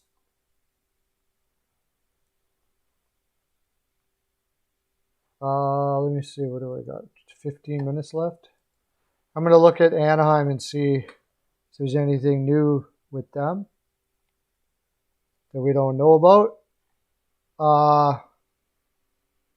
Sonny Milano comes in tonight. They're going to play Sonny Milano tonight with Getzlaf and Terry. Steele with Lundestrom and Silverberg. Why is he coming in? Oh, Jones is injured again. He just was injured.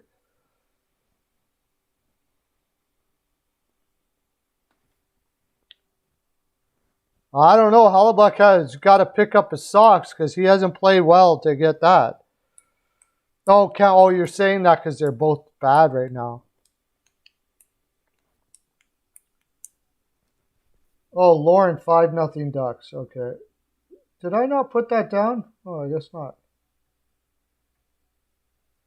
Okay, let's get to the next game.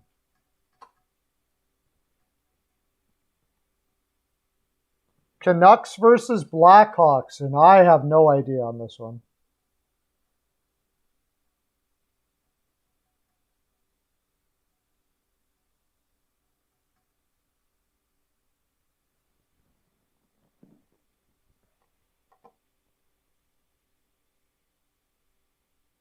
It should be the starting goaltender should be Demko and oh no, it's Lankinen. Lankinen and Demko are the starting goaltenders. I believe Besser is back in the lineup now for Vancouver.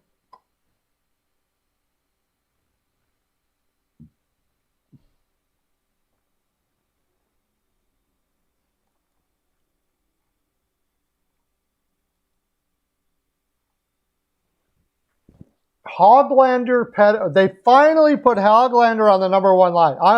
I think I might pick Vancouver just for that alone.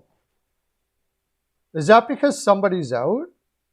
Oh, Quinn Hughes is injured, by the way. Oh my gosh, I did not know that. Quinn Hughes is injured.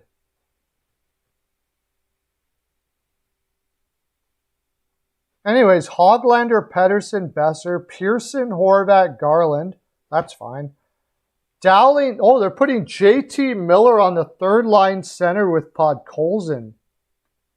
And then Highmore, Dickinson, and Lamico. But the defense, Ekman Larson with Tucker Poolman, Brad Hunt and Myers and Rathbone and Shen. That is freaking ugly. Ugly. Oh my gosh. Weichel. 5-1 Canucks.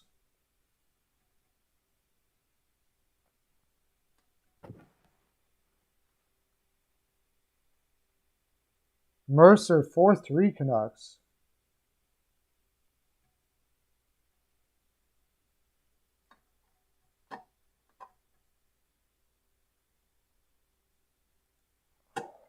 Let me see Chicago.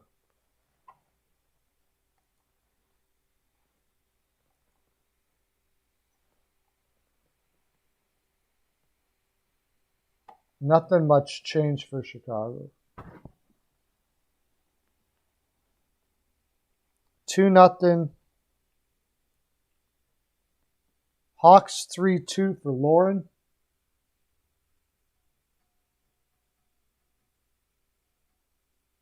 That does feel like an OT. I agree with you. Meat Fist 3-2 OT.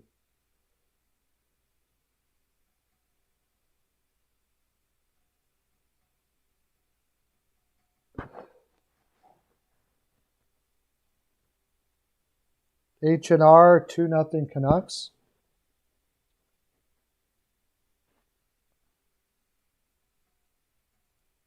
Two nothing Canucks. Think Demko's just going to go off, eh? CL 2-1 Hawks.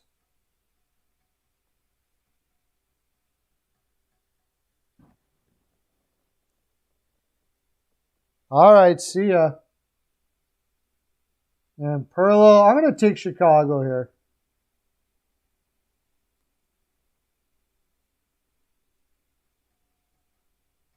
I'm going to go 4-3 Hawks in OT.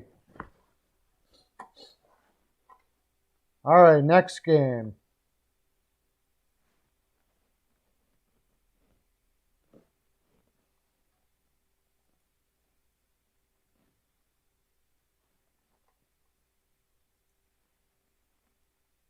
Oh, we got one more game and that's it. And yeah, Oilers versus Coyotes.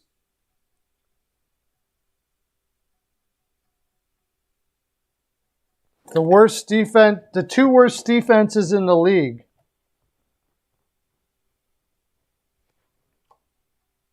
Who started for Pittsburgh? When? Last game? I think it was Jari. I can't remember. Oh, who's going to start now? Smith, I guess. 8-0 Yotes. 8-0 Lorne. Oilers. 8-0. I doubt very much that any team will not score any goals against the Oilers. That defense is so bad. But Mercer says 6-0 Oilers. I think you guys give the Oilers defense way too much credit. CL Oilers 7-1.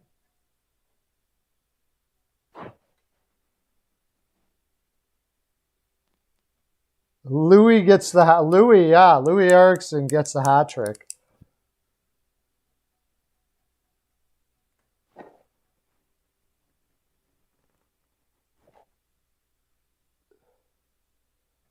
Nine nothing.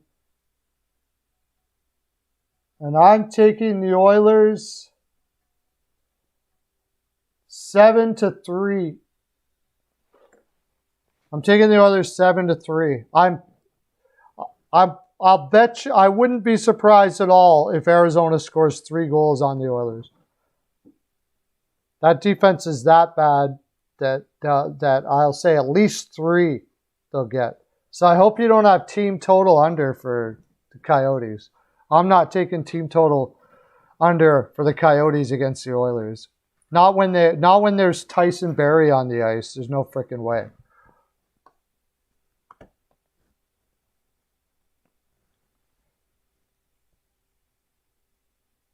That would be sick. I can't see that ever possibly happening. Vancouver's defense is bad enough that may just happen. You never know, I guess. Kasha not playing tomorrow now. Let me look at... Okay, I haven't updated my injuries here at all.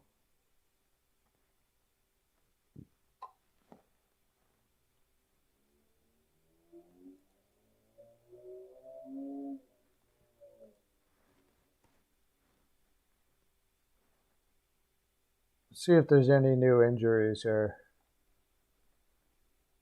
Okay, Yoki Haru. Is Middlestad's back? Middlestad is off now for Buffalo. He's not injured according to TSN. He's back now. But then they got Pitlick day to day, but Cap Friendly shows Pitlick in.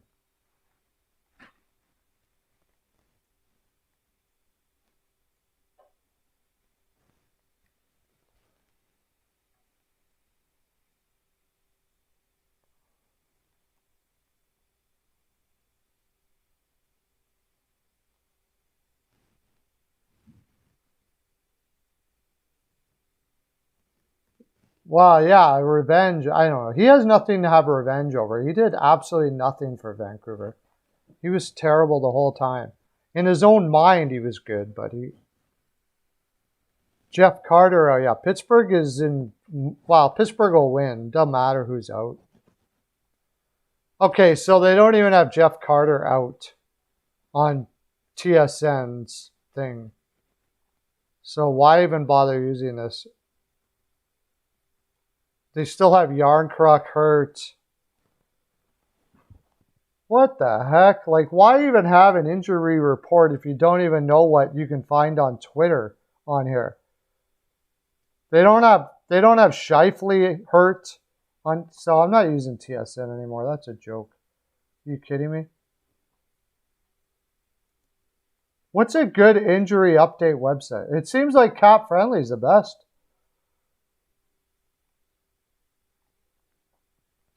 What's the best injury update website?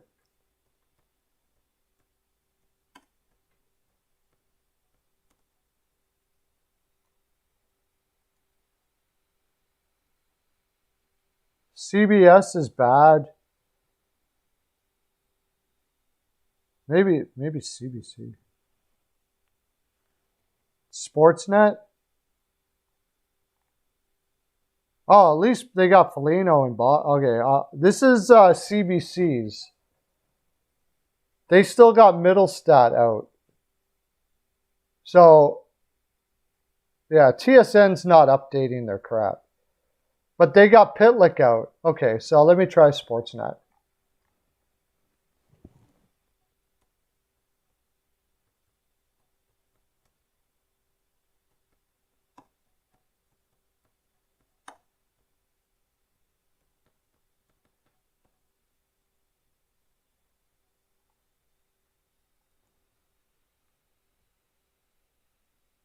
Oh, Roto. I haven't looked at Roto for a while.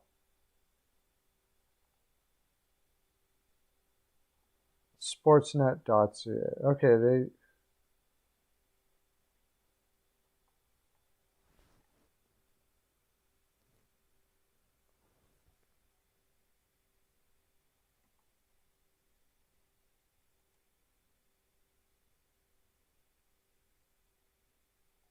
where the heck do you get to the injury part of it?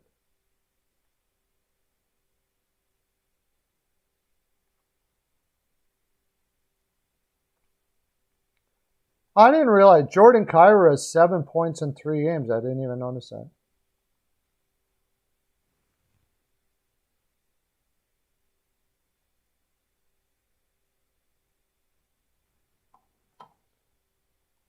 Yeah, I mean, the goalies I don't have a problem with. I find left wing Lock does really well with that.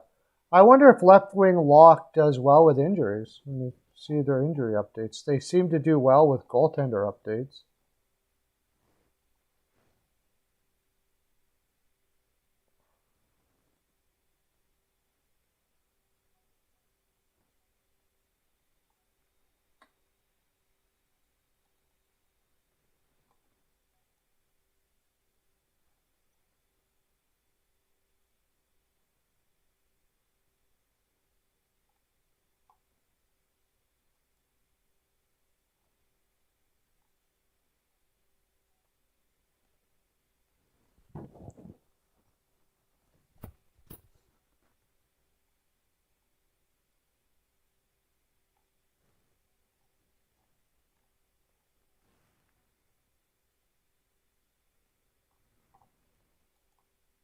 Daily faceoff is slow for goalies, but I don't know how they are for injuries.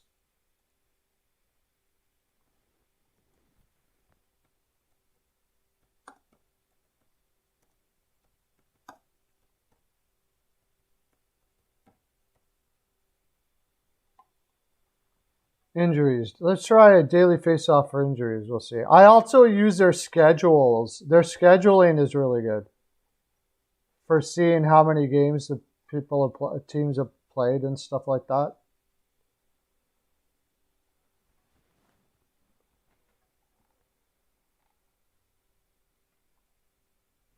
I got nothing on injuries. Okay.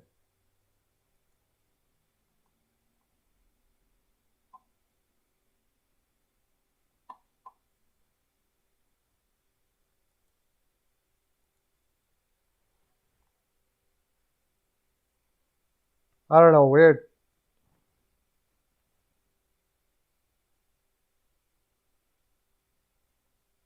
Oh, okay.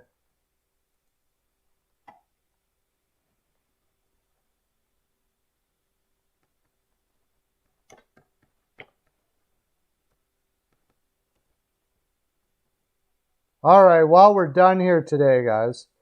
So thanks for coming in. We'll check out how we did on our picks tomorrow. And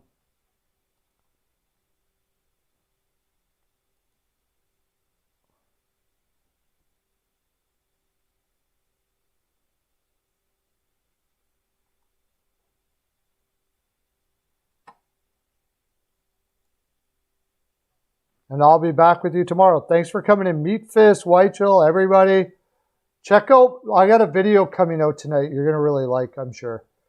It is long, though, so just watch it in, like, chunks. That's my full 42. Have a great day, everybody. Okay, bye.